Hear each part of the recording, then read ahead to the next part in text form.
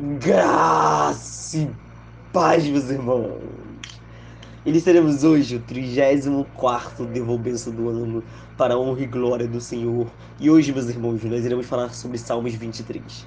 Salmos 23 é um salmo muito conhecido entre nós cristãos e também aqueles que não, sabe, frequentam a igreja, que não, enfim, leram a Bíblia, e eles conhecem também esses salmos. É um salmo muito famoso. Eu gostaria de falar com vocês acerca desses salmos e acerca do que Davi quer trazer como reflexão pra gente, né? O que tinha no íntimo dele quando ele escreveu isso. Vamos refletir acerca dessa questão. Primeiramente, meus irmãos, vamos nos achegar diante de Deus em oração, para que Ele tenha misericórdia. Nós vamos nos achegar diante dele em clamor. Oremos, meus irmãos. Senhor nosso Deus, obrigado, papai, por esse momento. Obrigado, ó Santo, por quem tu és. Obrigado, Deus, porque o Senhor, Pai, é perfeito, o Senhor é gracioso e misericordioso. E que assim, mais uma vez, o Senhor vem estar manifestando, Pai, a tua bondade, Deus.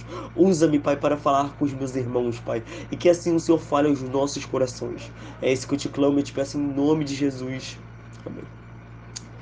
Então, meus irmãos, Salmos 23 é um salmo de Davi.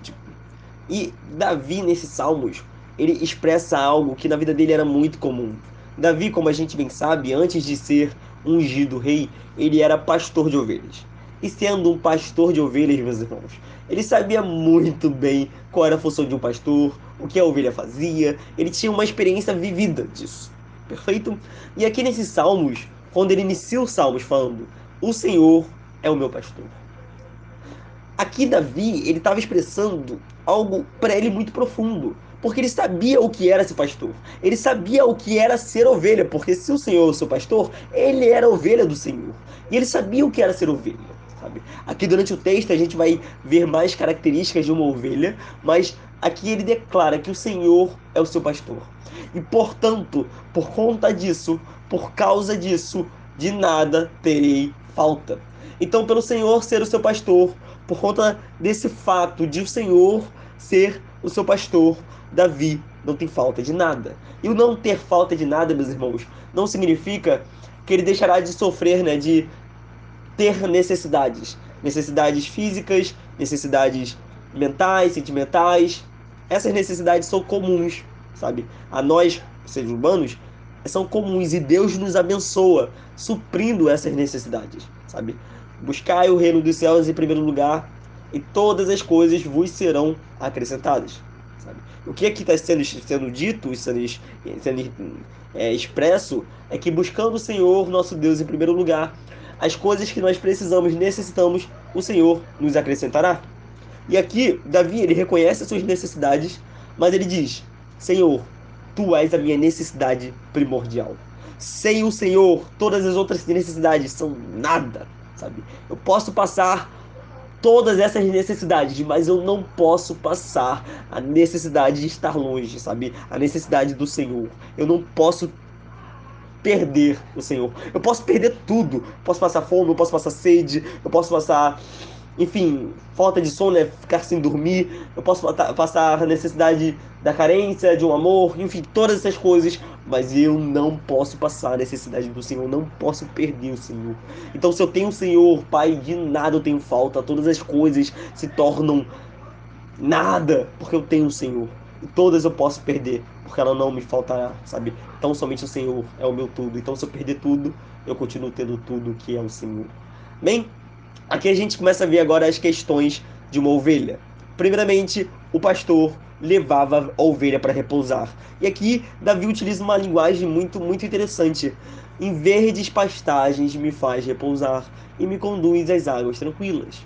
Esse é o cuidado do Senhor para conosco. Nós que enfrentamos rotinas, pensamentos, emoções, coisas físicas também, tudo isso, sabe, nos sobrecarrega. Tudo isso traz sobre nós um peso.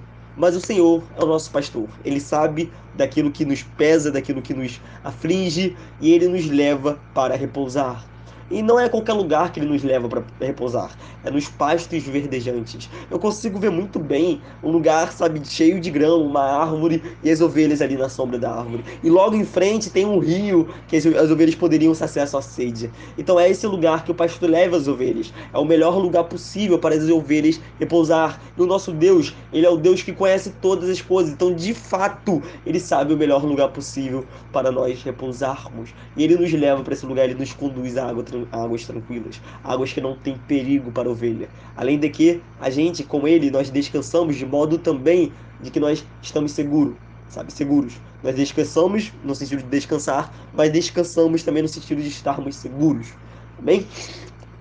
Então ele restaura o meu vigor. Novamente ele nos faz, nos alivia de toda essa essas coisas, essa carga que nós levamos por conta de nossas vidas aqui na terra. Então, guia-me nas veredas da justiça por amor do seu nome. Isso aqui é muito forte, meus irmãos, porque aqui a gente vê algo que é incrível em nosso Deus. Por amor do seu nome, ele nos guia nas veredas da justiça. Então a gente sabe que Deus, ele nunca nos deixará, sabe? Ele nunca parará de nos guiar nas veredas da justiça, porque é por amor do seu nome que ele faz isso.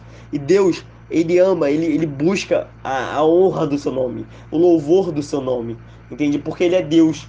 Então, por amor do seu nome, para a glória do Senhor, ele nos leva. Isso é muito interessante porque quando a gente pensa em coisas de nossa vida cristã que glorificam a Deus, meu irmão, Deus é com certeza o ser, aquele que mais quer que você o glorifique. Não é porque ele é carente, não é porque ele, ai, nossa, ele é egoísta, sabe? Ele quer tudo e só volta, narcisista. Não. É porque Deus, ele sabe que a melhor coisa que ele pode dar para os seus filhos, para a sua criação, é ele mesmo. Isso é fato. Portanto, por conta disso, meus irmãos, ele nos entrega a si mesmo, ele se entrega a nós, de modo que nós glorificamos, nós verdadeiramente nos achegamos diante dele, né, sabe, nos deleitarmos em Deus, que é em glorificar o seu nome. Aí, enfim, ele fala aqui no versículo 4 agora: mesmo quando eu dar por um vale de sombras de trevas da morte, não temerei perigo algum, pois tu estás comigo, a tua vara e o teu cajado me protegem. Então aqui a gente tem, ainda que ele passe pelo vale da sombra da morte, ainda que ele enfrente tribulações, provações, tentações, ainda que ele enfrente um deserto, uma tempestade, ainda que o Senhor é com ele. Portanto, ele não teme mal algum, ele não teme, porque o Senhor é com ele. Independente do que aconteça, o Senhor é com ele. E para isso, para Davi, isso é o suficiente. Amém? Em seguida ele fala que a tua vara e o teu cajado me protegem. Aqui a gente entra em pontos muito interessantes. Porque o cajado e a vara proteger a ovelha eram no sentido tanto de proteger dos inimigos, o cajado e a vara eram utilizados, né, como ferramentas de proteção, de combate aos inimigos, né, ursos, predadores, lobo, enfim, todos esses inimigos, e também para impedir que a ovelha saia do caminho, sabe?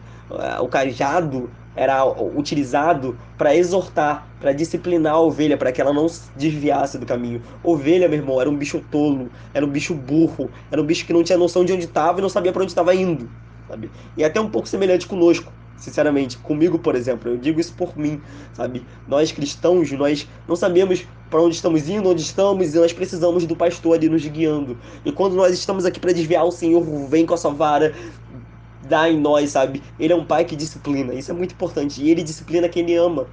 Se ele te ama, ele irá te disciplinar.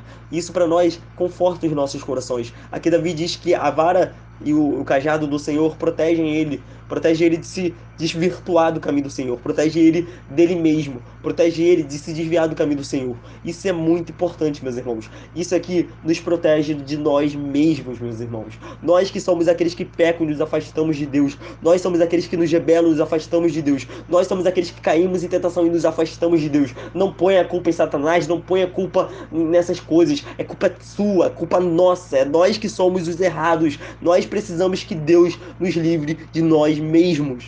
Perfeito? E aqui a vara e o cajado nos livra de nós mesmos. O Senhor nos exorta, nos disciplina, nos guia pelas veredas da justiça, por amor do seu nome. Por fim, aqui, preparas o banquete para mim à vista dos meus inimigos.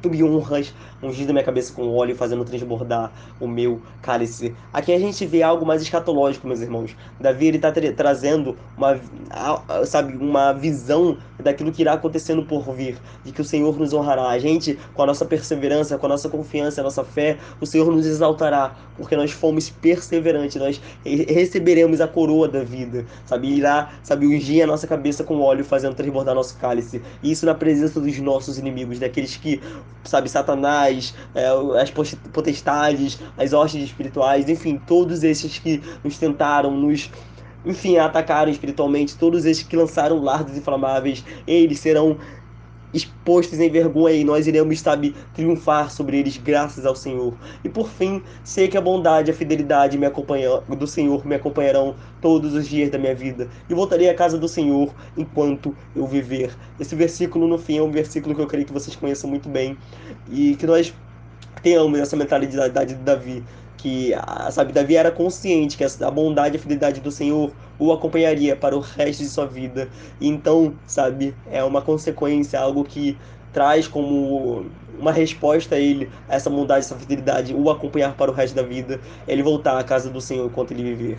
Né? Voltar à casa do Senhor aqui tem um sentido dele cultuar o Senhor, ele prestar o culto ao Senhor, dele se achegar diante da presença do Senhor e louvar o seu santo nome. Então que isso seja para nós também algo que nos impulsione, que o fato de nós sermos conscientes da bondade, da fidelidade do Senhor nos acompanhar pelo resto da nossa vida, nos faça nos achegarmos diante dessa presença e cultuá-lo, louvá-lo e glorificá-lo junto aos santos. Amém?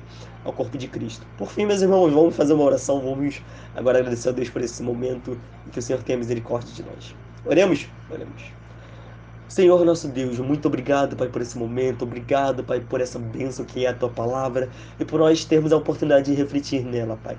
Abençoa-nos, Senhor, guarda-nos e livra-nos de todo mal. Esteja assim com as Tuas mãos sobre as nossas vidas e que nós possamos te honrar e te glorificar através do nosso viver. Que assim, Pai, o Senhor nos conduza a águas tranquilas, Pai, que assim o Senhor nos faça repousar em pastos verdejantes e que o Senhor, Pai, nos guie pelas veredas da justiça, Pai, por amor do Seu nome. Quebre, Deus, os nossos corações, quebrante, Pai, os nossos espíritos, a fim de que, Pai, o Teu cajado e a Tua vara nos console e nos proteja, Senhor.